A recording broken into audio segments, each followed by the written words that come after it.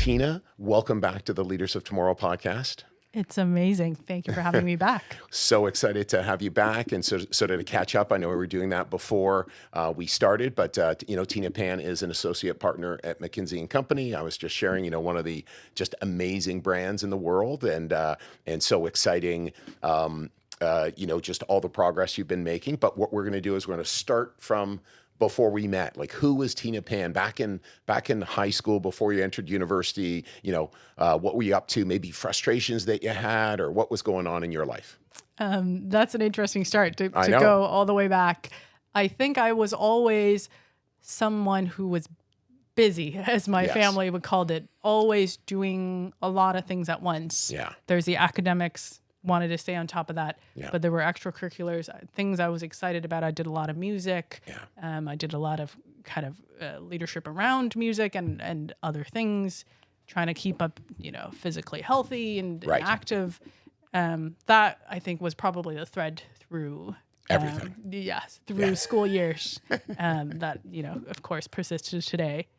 Frustrations, I actually don't remember much, to be honest. Yeah. Maybe that's a good thing. Right. But I feel like it maybe comes in waves of there are new things, new challenges that I'm embarking on. There's frustration that comes with that, but there's exhilaration and excitement that comes with that. Right. You kind of conquer that. Yeah. You get good at it, and then there's the next thing to go at. Right. And that also continues to be true. And what's today. Next? What's next? Yes, exactly. Yeah. So we were, so enjoyed having you at StudentWorks. Just before we get started on career path, what do you still use from your time at StudentWorks? A ton. Mm-hmm. It's actually pretty incredible how much of that is still relevant today. I think there is a core problem-solving skill that we get out there, and all kinds of problems. I still remember I had a customer at StudentWorks who was unhappy with the work I did, and how do I go and resolve that and turn that around? All kinds of that just trains you to think and problem solve on the spot. Yes. I think there is the entrepreneurship and hustling and go out and get things done. Yeah. Right. I think the first time I joined StudentWorks and I went canvassing, I've never done door-to-door knocking, but you get yourself out there, get out of your comfort zone, and you figure things out. Yeah. I think all of those are still big skills I carry and try to continue to cultivate today. Exactly. And so moving from StudentWorks, you joined PwC. Okay, obviously another amazing brand. What can you tell me about what was it like being recruited? What sort of questions they asked? Did StudentWorks impact you there? Yeah, I joined PwC as part of my university kind of co-ops and internships throughout. The being recruited, I think maybe surprisingly so, was a lot about extracurriculars and about being all around it. Yes. There is, of course, the core skill set of, do you know your accounting and numbers? But, of course. But much more beyond that, it was about how do you work with people? Can you work with teams? Can you work with clients? Have you done enough in school beyond just the books to showcase that you be comfortable in those situations? Exactly. Yeah. Just because, for sure, one of the things about joining an organization like that to me is kind of what I look at is it's like a table stake. It's like an ante. I need to be very bright. I need to understand these concepts or I can't contribute in that area. And then, well, we want people who can, of course, do way more than that, right? Engage with customers, work well with a team, all these other things. And so those extracurricular things really matter. So what was your experience like at PwC? What sort of things did you take up and learn during that time? Yeah, I think the biggest thing that still sticks with me is just how to work as part of a team. Mm-hmm. We were delivering projects. These projects had anywhere between 3 to 20 people with a time frame of a couple of weeks to a couple of months. In that setup, how do you know what the broad goal of what you're working towards, what the piece that you're working on plugs into that, and how to collaborate with team members to get everything done together? Mm-hmm. I think all of that was in a corporate setting was new to me at that time. But of course, everything you do before that, extracurriculars, all comes to play here. But just navigating that and being a productive member and leading and where to take initiative and where to push, I think all of that was probably the biggest learning. And sort of where to understand, like, again, what's asking too much, what's asking too little. Any stories about that? Like, because I've never been in that type of an environment. What is, going up the corporate chain or talking to someone or anything like that might be interesting to our young leaders. Yeah. I mean, of course, you're very modest that you said you've never been in that environment, but it's the same skills anywhere you go, right? I do remember there was one project where there was a piece of work that was quite coveted and thought of highly. Right. And the first year, another kind of intern and me weren't doing that part, but all saw, oh, that's very interesting. It'd be cool to do that. The next year, the problem came, how do I put myself into that position to be able to do that work? Right. In that case, my colleague at the time actually ended up getting the work, but it was a good reflection point for me on, well, how did he position himself to do that? Okay. And a lot of it, some of it, as you say, is table stakes. You need to know how to do the work. But another part of it is how to demonstrate that to your leaders, that I am confident and competent to do the work and I am looking for this opportunity. I think the signaling and explicit ask again, is a theme that runs throughout today. Yeah. So no negative, Sally or Johnny, and it's a respectful ask. I would love the opportunity. May I show you? Those sorts of things, right? Yeah, exactly. Yeah. And what would you need to see from me for me to step up and take this opportunity? Fantastic. So just my sense of Tina, yourself is obvious. PwC would have been a spot to go in directions. You went, consulting instead. What was that decision like? What were you thinking about that? Yeah, I think I was very much thinking there were things I loved about the PwC experience. Things like the teamwork, the dynamic nature of the setting.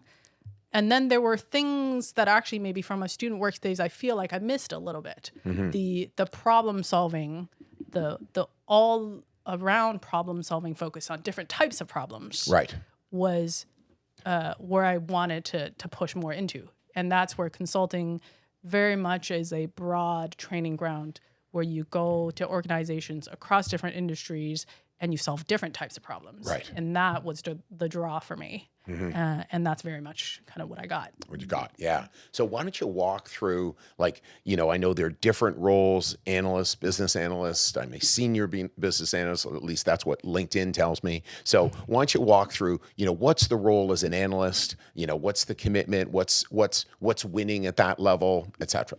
Yeah, I think at an analyst level, your role is to own a piece of the project and the work that is being done, and you own and deliver that to an extremely high quality standards. Yes. And with that comes, you need to be able to do analyses in Excel, in wherever. You need to be able to communicate your results succinctly and compellingly, whether it's on PowerPoint or verbally.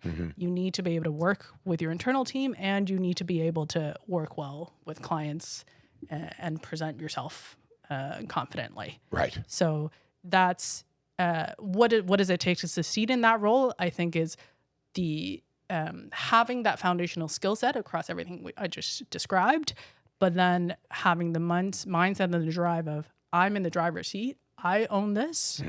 Really, no one else has the same level of depth and analysis that I've done on this work, and I have the answer to then, present to others. I love that. Because that's not what I thought I would hear. And again, I'm not so sure everyone in that role would own it so much, right? So and not surprising, so it's like, yeah, I own this. Here's all the data. I've got this. And frankly, I can imagine again, as a partner who gets that, and it later on an engagement manager, it's like, wow, that's great. I love this confidence. This is where we are. We're in the right spot, right? I can imagine that, right? Yeah, absolutely. Of course, you want to be receptive to the guidance and the feedback from others. But they are the partners are there to help you. They are not there to tell you what to do. Right, right.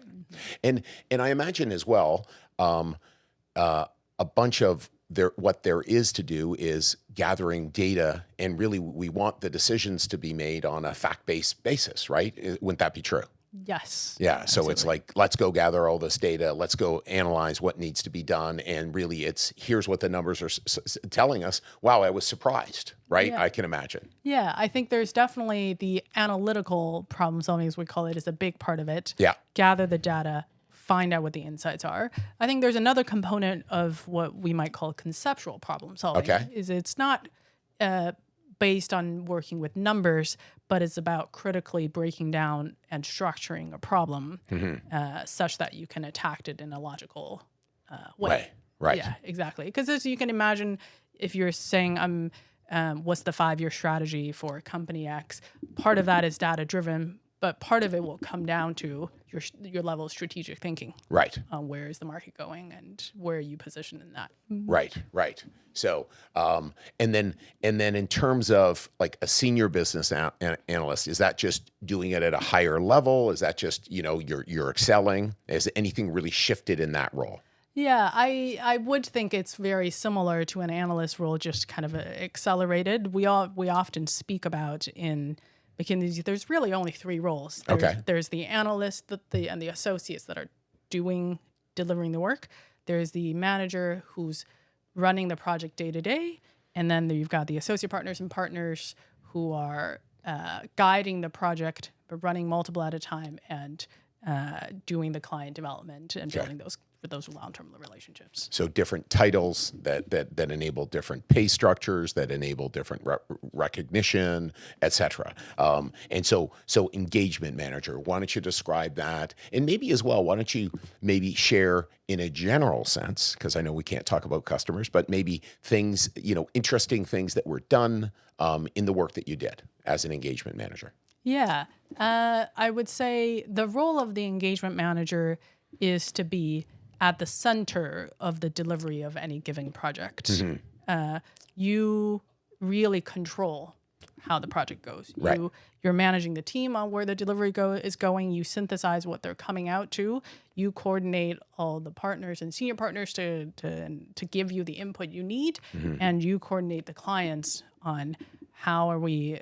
Is this kind of the right spot we're coming to? Right. In some ways, we often talk about this is actually a pivotal role in the firm, because you're the node that actually gets projects delivered to the standards that we want. Right. And then you asked kind of types of projects or any highlights or things I've done. I actually I'll talk about one of the first projects I did as an engagement manager was to help a fast food company figure out their next tier of innovation and digital strategy. Okay. What type of are we going to put in kiosks at the so that when you go, you're going to order on a kiosk instead of in front of a person. Right. Can we automate a lot of the building the burger and all of that, which was super exciting, and but also with its challenges of you're at the frontier, right? It's never been done before. How do you know? How do you have the right amount of data to go do what you do? But then at some point, it takes conviction. Yes. To be like, I'm going to be pioneering, and this is the direction I'm going to lead the whole industry in. Oh, super cool. And it just how you described it, like this node, partners, customer, engagement manager. It feels like conflict, and maybe that's not the right word, but just, hey, what are we going to do? What's the decision? How does that work? Or not work or whatever, managing those, which way the decision goes or the engagement. Yeah. As you say, I think when it goes well, it's very much a well-oiled machine. When it doesn't go well, maybe it can feel a little bit like conflict. Right. Okay. I think very much a lot of the skill is, how do you take everybody along with you on the same journey? Okay. That you're often, as human beings, if we get told something that we've never seen before, and that you'll inevitably you're like, I'm not sure where this is coming from. How are you telling me these analyses and results that are contrary to what I believe? But if you bring everybody at steps in between, hey, I'm working on this. This is where I think is going. What do you think? Then your clients, your partners, everybody's kind of rowing in the same direction. Yeah. Exactly. Okay. Yeah, no, that's exciting. So and then I understand you, after a number of years, you decided to look at an MBA. Was that something that you and McKinsey chose, or how does that work? Yeah, so McKinsey does sponsor and support its analysts to go do an MBA, but the decision is very much my own. Yeah, and I went at a time when I felt like I needed some perspectives. Okay. Where I've spent a couple of years at McKinsey, I've had a good time, but also have bumped up against some challenges and needed some space to step back and see where is my career going longer term. Right. And I have to say, I think doing the MBA was one of the best things I could have done for myself at that time. Of course, there's the hard learnings on the books, but way more than that, I think it was about one of what I call professional maturity. Yeah. Just settling into myself to work with everybody, work with peers, work with clients in a way that feels comfortable and in my own skin. Right. I think all of that through osmosis of MBA actually really took me to the next step. And then secondly, I think it was about expanding horizons and exposure. I pretty much had only worked at PwC and McKinsey at the time. Right. There's a whole world out there. Right. There are other things I'm interested in. I explored a little bit of the social sector. I explored a little bit of the investing world. Are those things that I actually would like to pursue? Okay. And then coming back to making the decision to come back consciously to McKinsey with those in mind, to say there's still something about the McKinsey experience that that makes me excited. Right. And therefore I come back a lot more centered and a lot more strategic. Right. Right. So choosing powerfully. You know? Yeah. So I very do much have a choice, and I'm choosing to go. And so in terms of the MBA, your choice, 2 year, how did you choose? Where did you go, et cetera? Yes, I went to London Business School in the UK. Oh, fantastic. That's where you met him. Yes, indeed. So there was an extra bonus to the MBA. Take home value. Yes. Bring back my partner. But my decision was very much, I wanted to get out of North America. Okay. Again, kind of this idea of expanding exposure, broadening eyesight, and also personally, I love London. Yes. And then of course, the London Business School as a program has a lot of flexibility. And that was another one of those, I think, that spoke to me. I actually ended up doing 2 internships as opposed to 1. And then I did a lot of side gigs while I was at it. I had these opportunities to go abroad, to do different exchanges, all kind of fit into my overall agenda of broadening exposure and maybe you say finding your own kind of professional. Exactly. Yeah. Yeah. No, that's great. And we were chatting earlier about joining Diagram, and I guess that's more entertaining the investment side of it, right? And sort of looking at what a career there would look like. Exactly. Yeah. I think the intersection of investing and technology and startups, which I didn't actually personally think would be an area that I'd be interested in, but you explore and you realize what about it is exciting for me, what about it is not. Yeah. And one of the things, as you mentioned it as well, because we've got people who are there, and when you've got great people anywhere, it makes it pretty amazing, right? Like and I'm sure that's one of the things at McKinsey is just such spectacular people. It makes the work really fun. Can you speak to that? Yes, I'm so glad you bring it up because, as you say, that is by far the number one reason of what makes work good and what has over the years kept me at McKinsey. Yeah. And I've had many times of wanting to leave and being pulled back by just the incredible people. Yeah. I think there's the one side where everybody is sharp at the top of their game and you feel like you're challenged working with folks around you. There's another side where they're human and they're supportive. I've found friends, I've found mentors, sponsors who care about me as a person. Yeah. And those relationships last for life, or I hope they would last for life. Yeah. I think that's true at McKinsey, as you say, that's true at Diagram. Yeah.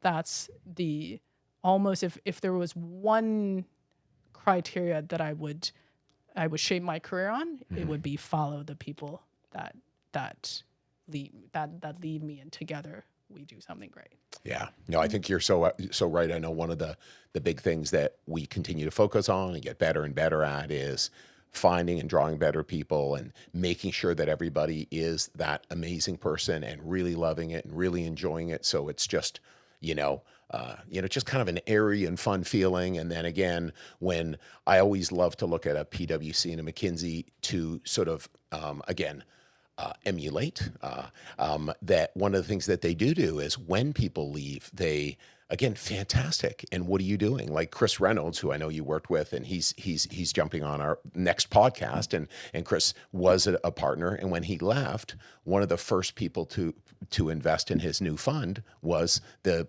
senior partner or one of the senior partners in Canada. So again, that's just shows, hey, it's not, somebody's leaving.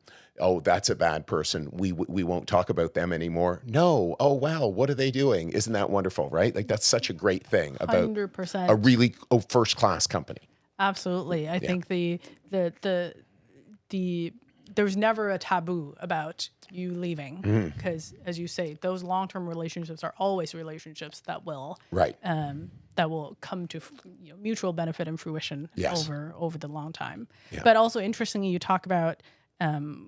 I actually remember one of my first maybe really supportive leader manager experience was at Student Works. Right. When my area manager at the time, John. Yeah. I remember there was one time where I kind of came to him crying because I was like, I have this really difficult customer who I don't know what to do. And he's like, don't worry, Tina, talk to me about it. Yeah. Let's figure it out. Yeah. And then he called the customer. Yeah. And then came back to say, hey, it's okay. Here's what we're going to do. Awesome. Right.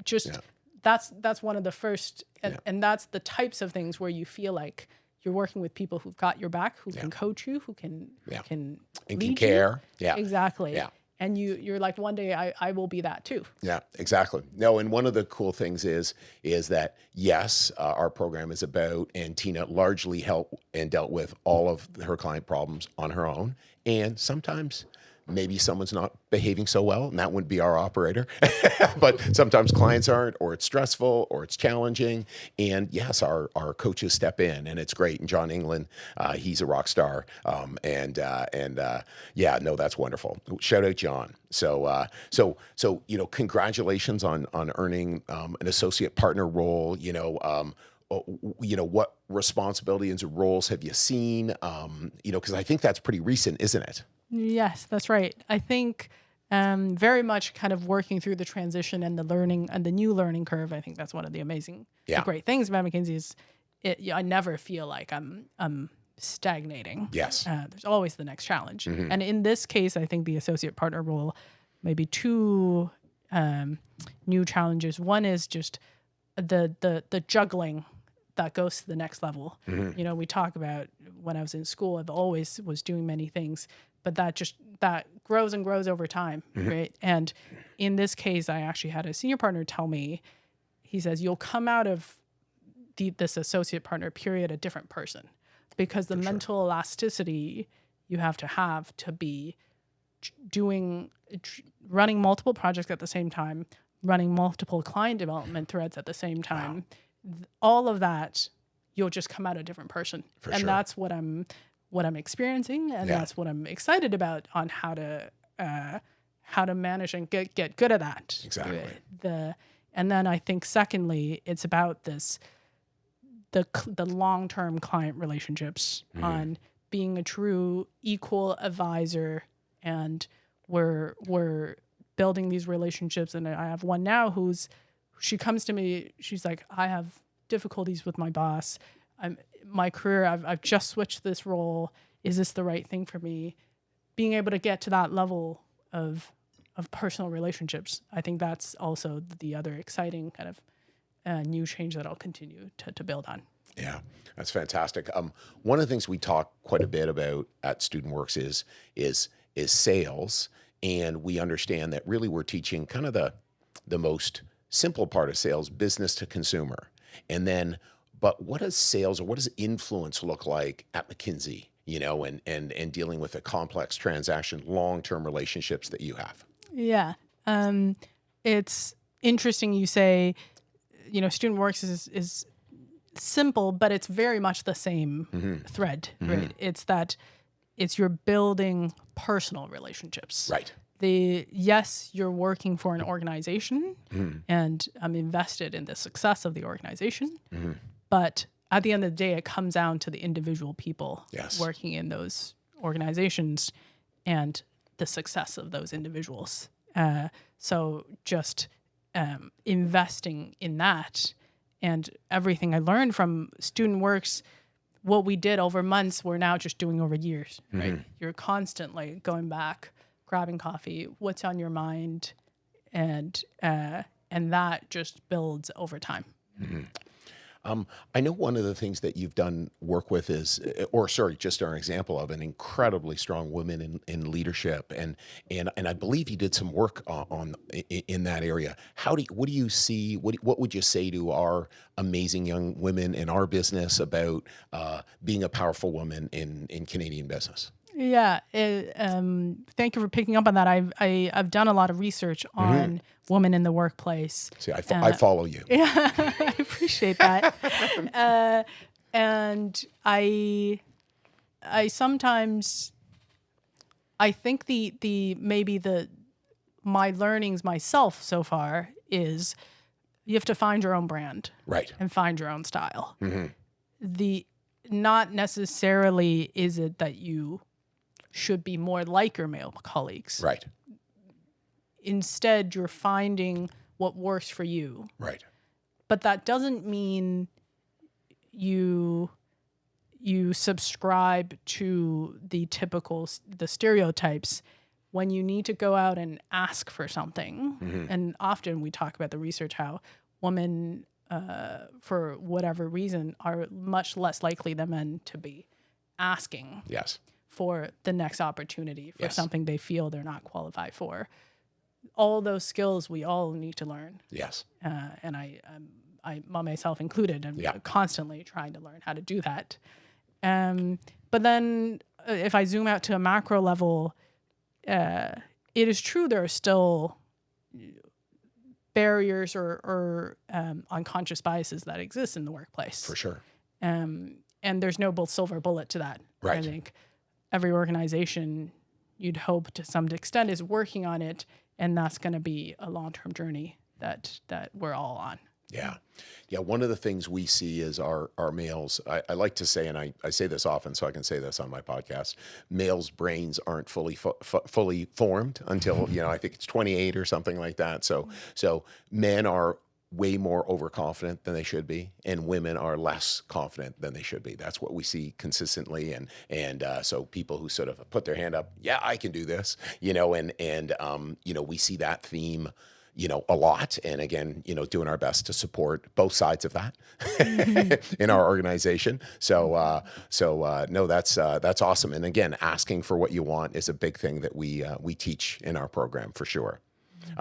So we've been talking about a lot of things that are wins. What about challenges or mistakes or failures, and how do you frame that, Tina? Yeah. I think maybe related to what we just said, I think one of the biggest challenges I've had over time is just when it comes times for promotion, when it comes time for that stretch opportunity, How do I put myself into that position Yeah.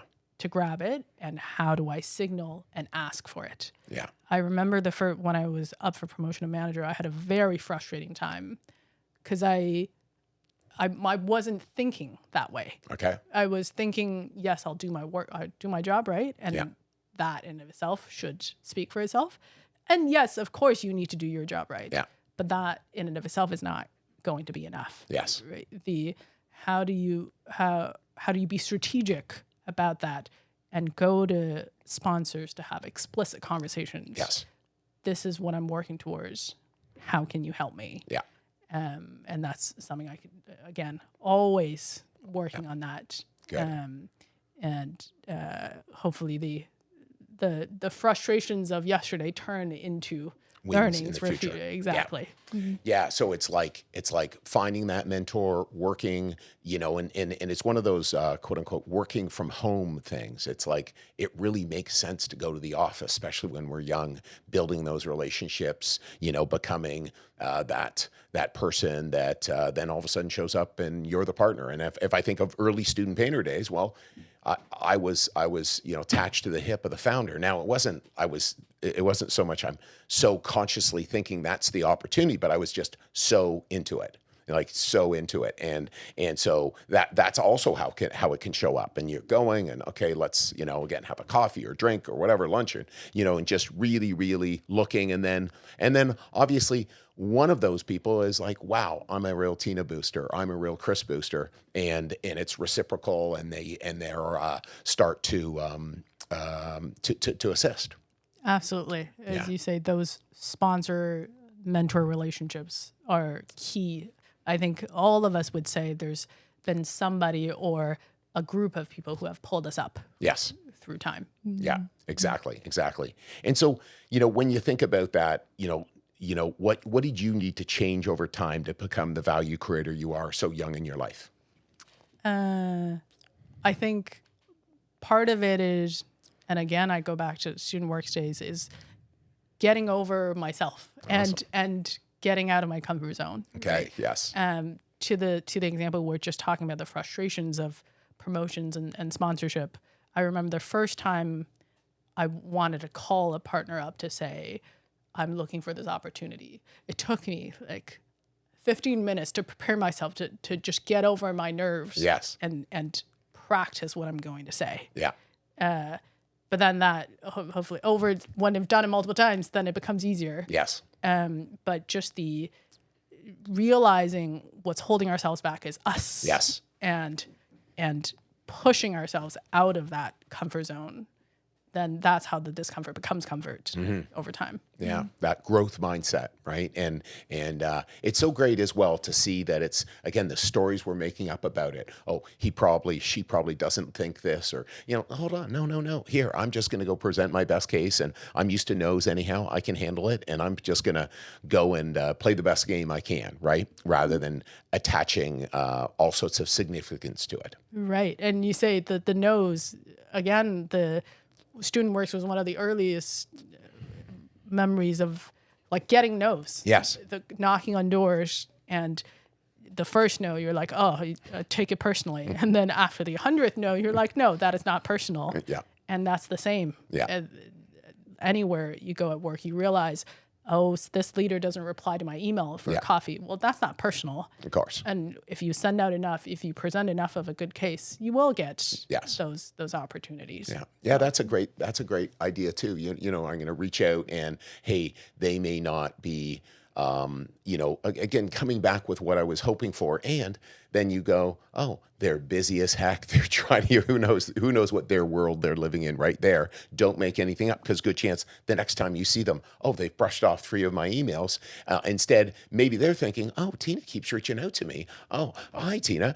But you're upset or perturbed or thrown off, instead of just, hey, how are you, Patrick or David or Samantha? Right? Yeah. Exactly. Yeah, that's wonderful. So before I ask you the final question, any areas that we should focus on, and anything that I missed?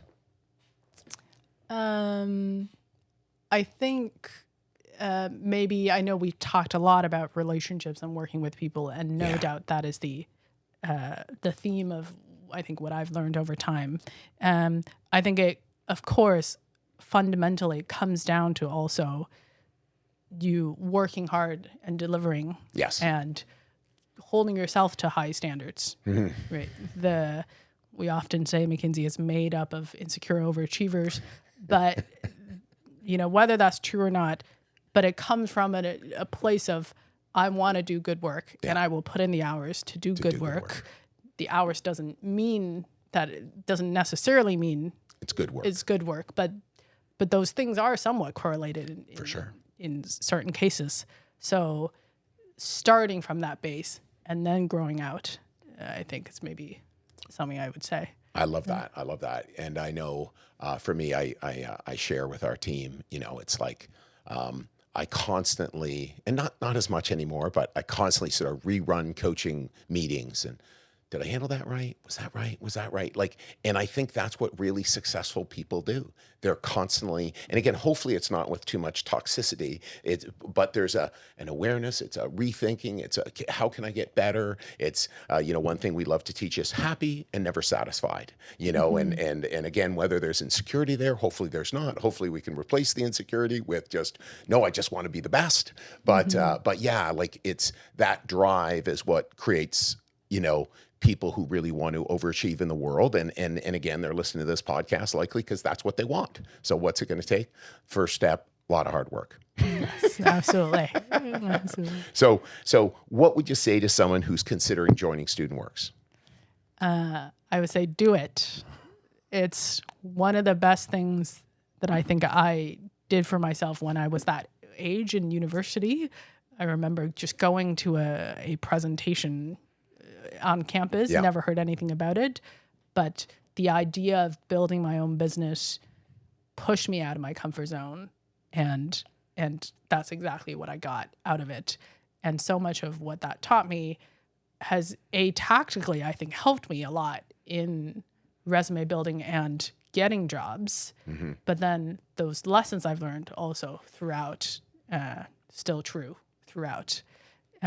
So I have no reservations other than to say, lean in and go for it. Awesome. Well, Tina, thank you very much. This was just wonderful. I know we did a last one over Zoom. This was so much more fun, face to face. Likewise. Thank you so much for having me. It's such a pleasure. Cheers.